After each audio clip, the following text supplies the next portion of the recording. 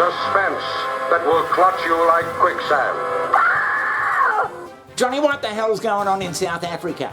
Oh, South Africa, Johnny, yeah, you know, there was a time when South Africa, it produced half the gross domestic product of the entire African bloody continent. Yeah, really.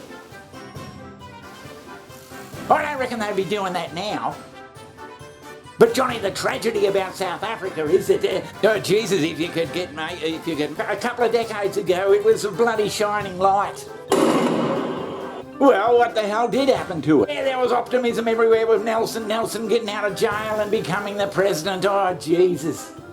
Nelson Mandela was an anti-apartheid activist and the first black president of South Africa. Oh, there was a lot of optimism around back then. He was born Rolihlahla Mandela on July 18, 1918, in the rural village of Mvezo.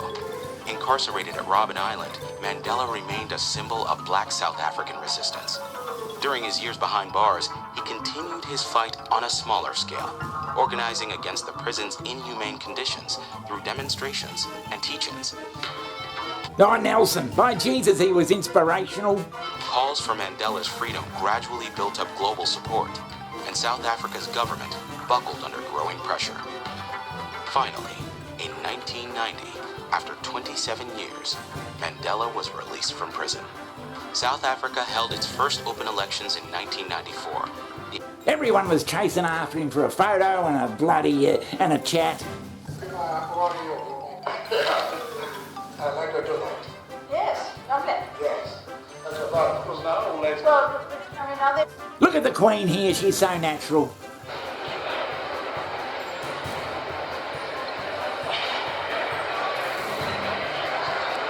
Oh, it was a remarkable time.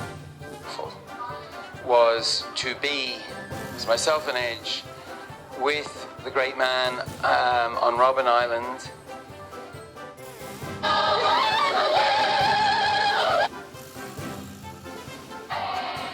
Call it Madiba magic, call it Madiba charm, call it whatever you want, but it's touched every corner of the globe, casting its spell, if only for a moment.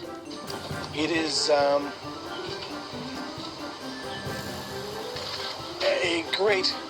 great moment in my life to be. He's the celebrity's celebrity. Absolutely. But Johnny, that's what celebrities do, don't they? You are the champion. You're going to be.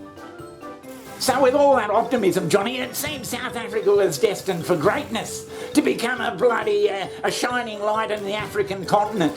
What's happened, Johnny? What's happened to the dream? What do you want me to do, draw you a picture? The special broadcast coming to you from South Africa, where 3 decades after the end of white minority rule, this is still very much a country of privileged whites and masses of poor black people. Crisis, rolling blackouts across the country almost on a daily basis are weighing on the country's economy naturally. The gap between the have and the have-nots is so wide, making this the most unequal society in the world. So what's gone wrong, and how can it be fixed? It said the attacks were mainly fueled by the sentiment that foreign migrants are to be blamed for crime and unemployment, and the urge to make the undocumented people leave the country and push for jobs to be reserved for South Africans.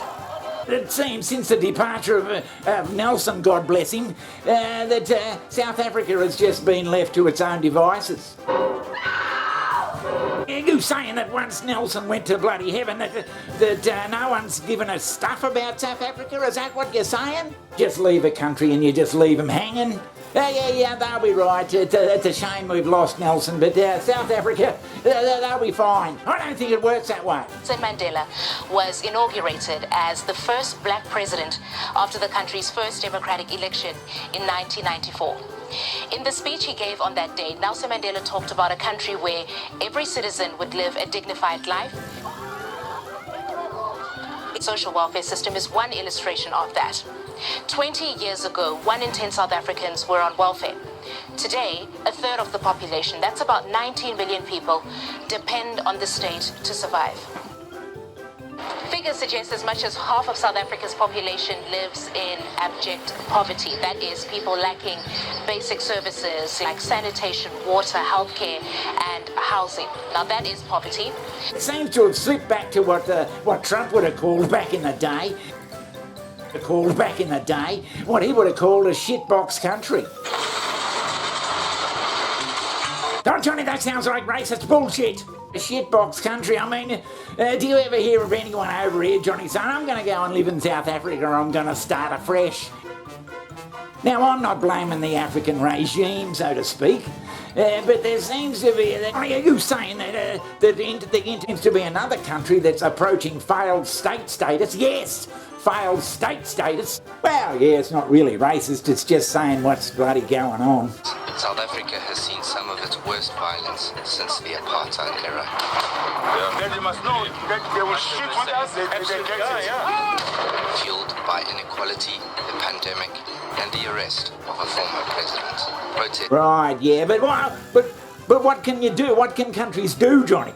I mean, it's probably in a shitload of debt with the World Bank or whoever, and it's a wonder the bloody Chinese haven't gone down there and said they'll loan them fucking 66 billion bloody wahoos or whatever the Chinese currency is.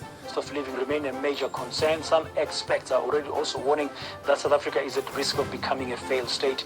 They say local government failures might be the first stage of state collapse. Many municipalities have been accused of failing to deliver basic services.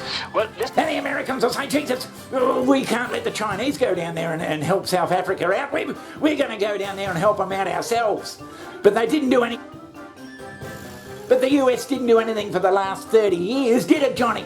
Yeah, how long is this bloody poverty situation? How long's it going? I mean, how long are we going to put up with this bloody hopeless poverty in most of the African continent? It all seems so bloody tragic, seeing as it got after a cracking new start with Nelson Mandela. Oh, Jesus, yeah. Was all his hard work in vain, Johnny, if they're no fucking better off than they were 40 years ago? So weapon of struggle against apartheid oppression and exploitation is our people organized into mass formation of the democratic movement.